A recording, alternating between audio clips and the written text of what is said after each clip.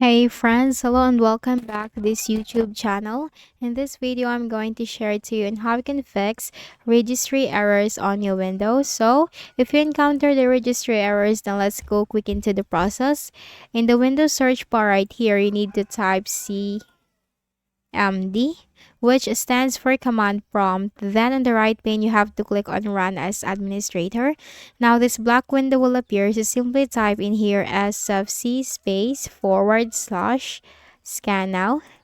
It's sfc space / scan. Now this is the system file checker scan. Hit enter on your keyboard. So this will scan for and repair system corrupt files, check for any integrity violations. This is a very helpful fix. So what you can do while the process is going on is to not close the window.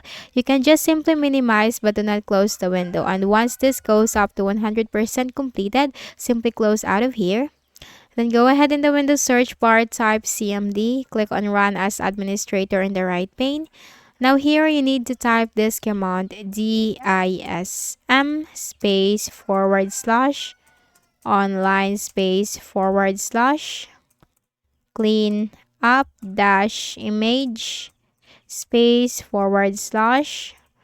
restore health.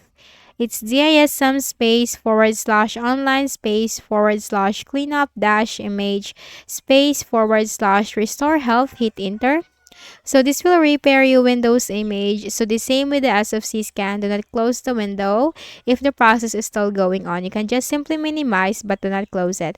And here's a tip: if you are getting stuck at a certain percentage during the process, just continuously press the space key on your keyboard and that will help you. So once done, close out of here. Make a right click at the start button, shut down or sign out, and restart your Windows.